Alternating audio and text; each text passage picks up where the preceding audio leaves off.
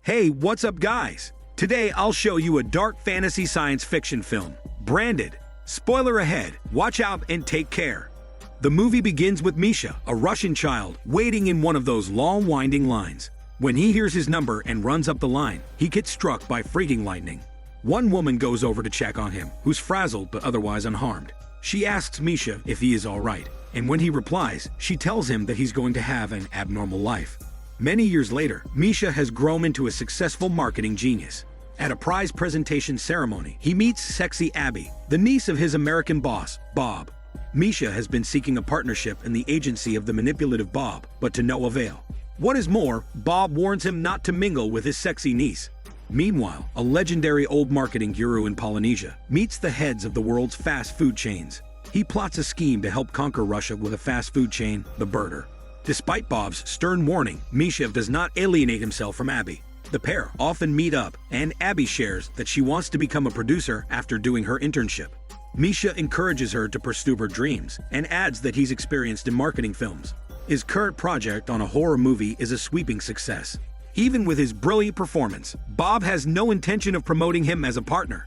This reminds Misha of his encounter with Bob years ago. Back then, Misha just graduated from college and became a salesman at a convenience store. He boosted sales of the store through his excellent marketing strategies, but he did not get his credit and was sacked by the store owner. From then onwards, he made the customer pay before receiving any of his advice. After losing his job, Misha operated an advertising startup on his own and borrowed a big sum from his friend. The friend demanded him to pay back the money in a week's time.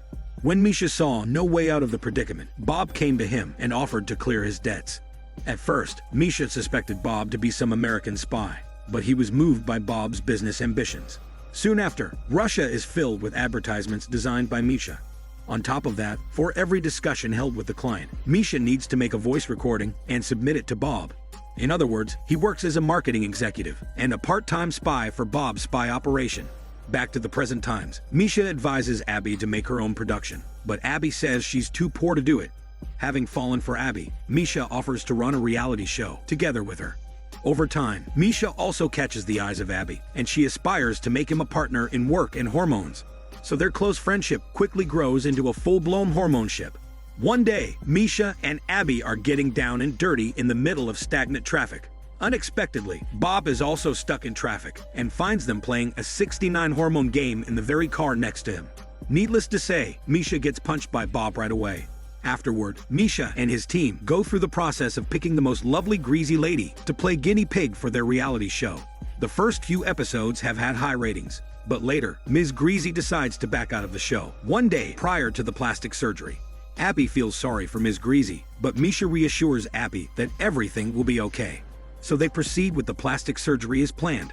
Unfortunately, the day of her surgery comes, and after it's complete, the newly turned skinny woman does not wake up, but falls into a coma. Now Guru rolls out his action plans to give Misha's business a harsh blow and defames the couple in secret. He first releases the video of Ms. Greasy begging Misha to let her withdraw from the show. Once the video is made public, the nation is outraged by Misha and Abby's promotion of beauty is skinny. Since Ms. Greasy remains unconscious, Misha's office building is raided by protesters. As soon as Misha leaves his office, he is attacked by the protesters and ends up being detained in the police station. Abby is also arrested later. Guru continues to leverage the population's anger towards the issue and gets Misha jailed for swindling.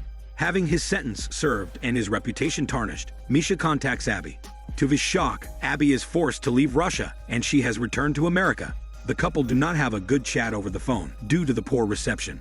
Misha makes up his mind to investigate the matter and he first visits Bob, whom he believes has taken great advantage of his fall. However, Bob claims that he's not powerful enough to stage such sabotage. So Misha sits down with Bob for a heartfelt talk. He wants to understand why Bob hired him in the first place. During the conversation, Misha reveals to Bob that he fabricated the report during his first spy task. Knowing that Misha cheated him, Bob's blood gets boiling and he dies of a heart attack on the spot. Struck by Bob's death, Misha breaks down and is led to think his talent of marketing is nothing but evil. So he decides to quit marketing and leave Moscow. On the other hand, his enemy Guru has risen to the top of the marketing world. 6 years later, Abby returns to Russia and tracks down Misha. She finally meets her lover in a remote village. During the time of their separation, Misha has become a shepherd, forsaking all modern conveniences.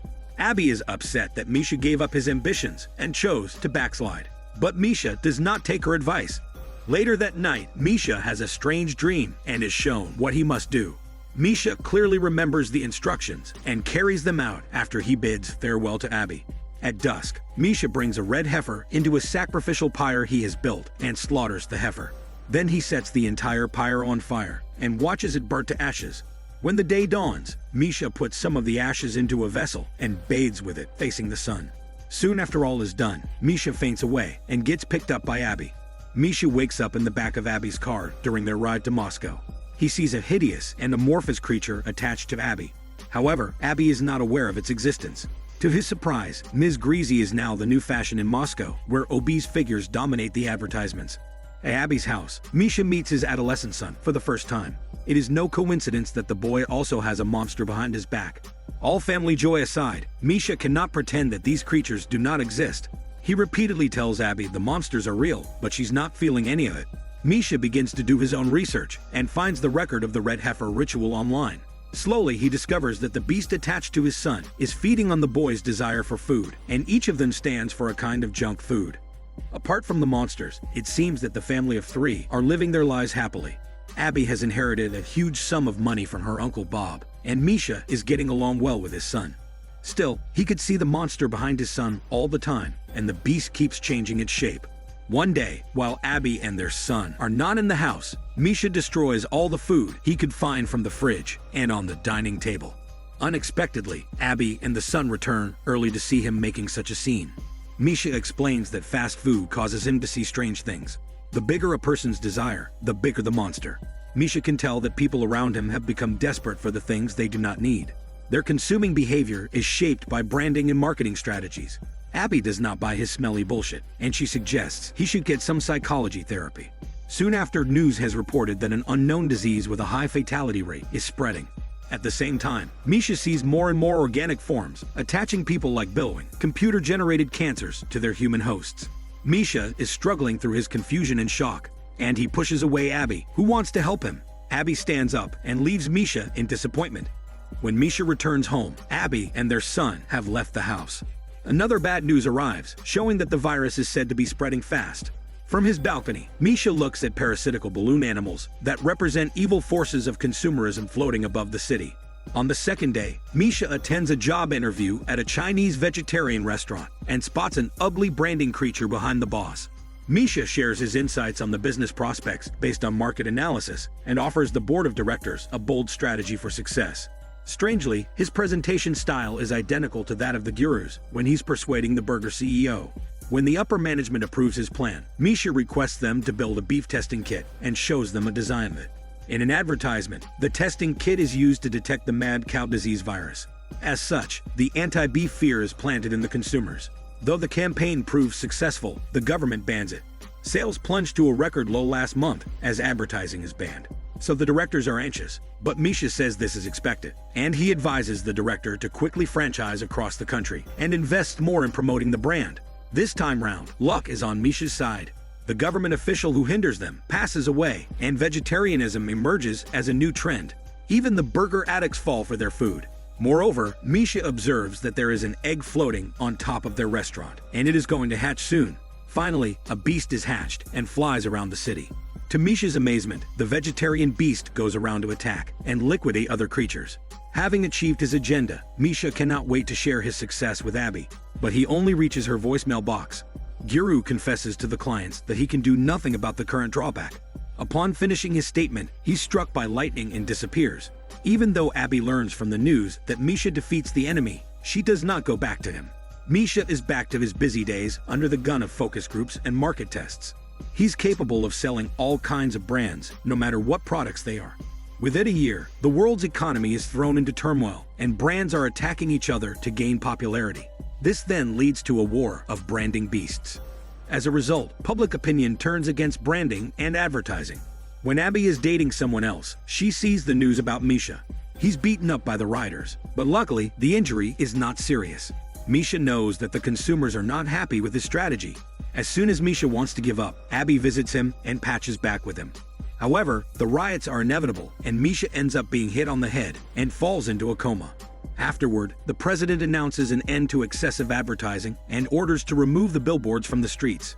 In the final scene, Ms. Greasy finally awakens from her coma, only to find the Moscow skyline clear of billboards. Meanwhile, Misha is recovering bit by bit with the love and concern of his family. This is Daniel CC Movie Channel. Stay safe and enjoy your day.